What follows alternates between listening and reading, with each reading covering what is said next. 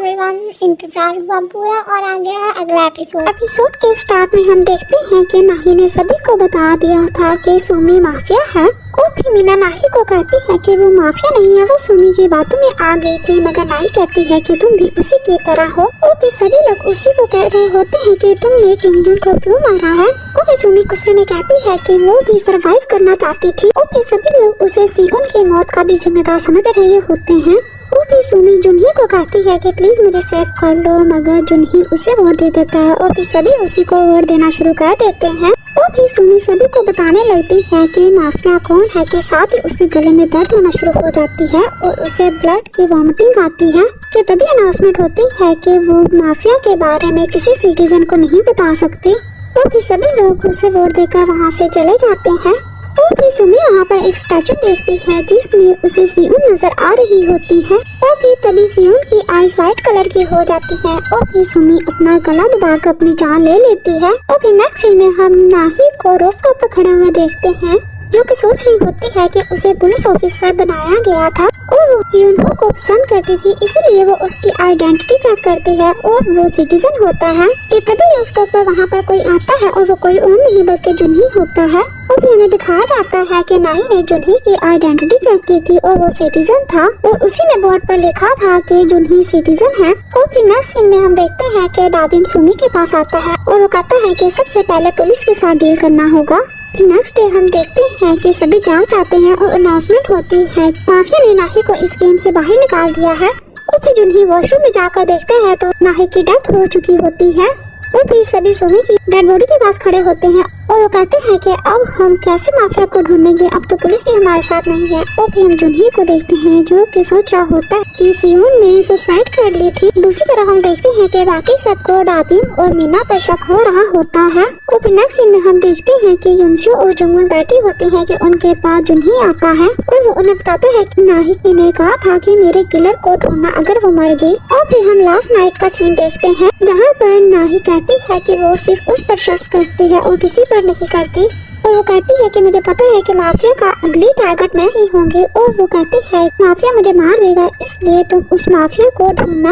और फिर हम देखते हैं कि जुनही ने नाही को वॉशरूम में छुपा दिया था और उसने एयर फ्रेशनर को नियॉन पेंट के साथ मिक्स कर दिया था ताकि कोई भी नाही को मारने आए उसके शो पर नियॉन पेंट लग जाए। और वो ये बात सभी को बताता है, मगर कोई भी उसकी बात का यकीन नहीं कर रहा होता और उसने नाही के साथ पहले ही वीडियो रिकॉर्ड कर ली होती है, जिससे सभी को उस पर ट्रस्ट हो जाता है। और फिर वो एलईडी लाइट के जरिए से सभी के शूज को चेक करना शुरू कर देता है और डाबिम के भी शूज पर कोई निशान नहीं होता। कि तभी मीना के शूज के साइड पर नियॉन पेंट दिखता है, जिसकी वजह से सभी उस पर शक करना शुरू कर देते हैं, मगर वो कहती है कि वो सिटीजन है, मगर कोई भी उसकी बात पर यकीन नहीं कर रहा होता। कि तभी नामियन आकर उसका गला पकड़ लेता है और फिर मीना उसको धक्का देती है, जिससे नामियन को काफी पेन होती है। इस पॉइंट को आप सभी लोग याद रखिएगा। और फिर मीना सभी को कह रही होती है कि वो माफिया नहीं है, मगर कोई भी उसकी बात पर यकीन नहीं करता। और फिर युनसो एलईडी लाइट से उसके शू को चेक करती है और वो कहती है कि नियॉन पेंट को इसके शू के नीचे होना चाहिए था, मगर ये साइड पर है।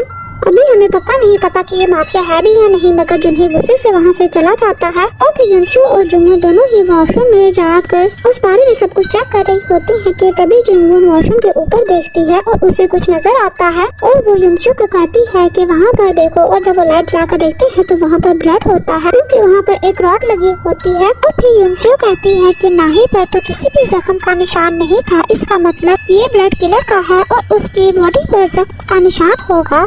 और फिर युनसो जुंगुन को कहती है कि तुम जाकर मीना को चेक करो।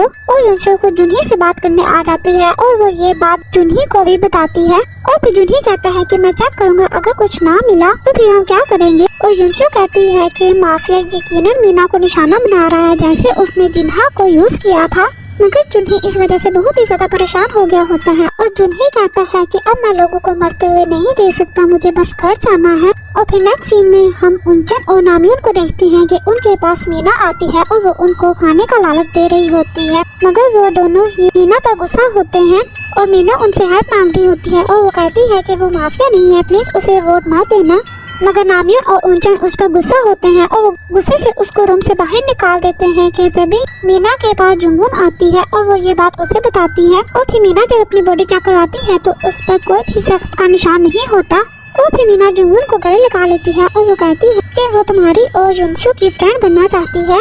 और फिर मीना कैफेटेरिया की कीज भी जुंगन को दे देती है और फिर जुंगन कहती है कि तुम मुझे ये कीज क्यों दे रही हो। और फिर मीना कहती है कि हम दोनों ही सिटीजन हैं, अगर मैं माफिया होती तो मैं तुम्हें ये कीज क्यों देती। और फिर जुंगन युनसू और जुनही के पास आ जाती है और फिर युनसू कहती है कि जैसे माफिया हमें ट्रैप कर रहा है हमें भी वैसे ही माफिया को ट्रैप करना चाहिए। और वो कहती है कि हम लोग कहेंगे कि नाही ने मरने से पहले कैमरा को सेट कर दिया था और अब वो चार्जिंग पर लगा हुआ है। और फिर जुनही सभी को मैसेज कर देता है कि नाही ने वॉशरूम में कैमरा सेट किया हुआ था और मैंने कैमरा को चार्जिंग पर लगाया है, हम 30 मिनट तक मिलेंगे। तो फिर हम टाबियम को देखते हैं जो कि काफी ज्यादा परेशान होता है और वो युनसू से पूछता है कि कैमरा कहाँ पर चार्जिंग लगा है और वो बताती है कि कैफेटेरिया में और वो ये बात कहकर वहाँ से चली जाती है। और दूसरी तरफ मीना कहती है कि हमें कैफेटेरिया में जाकर वेट करना चाहिए। मीना और जुंगन जब जा रही होती है तो उन्हें उंचन मिलता है और फिर जुंगन पूछती है कि नामयून कहाँ पर है और उंचन कहता है कि वो थोड़ा सा बीमार फील कर रहा था।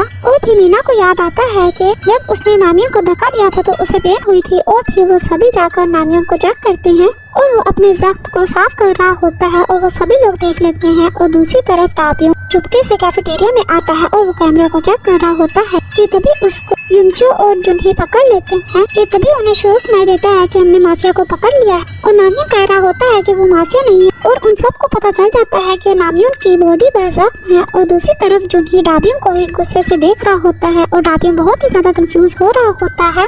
और इसी मोमेंट पर हमारा ये एपिसोड एंड हो जाता है। अगर आपको मेरी एक्सप्लेनेशन पसंद आई हो तो please subscribe my channel. Thank you so much.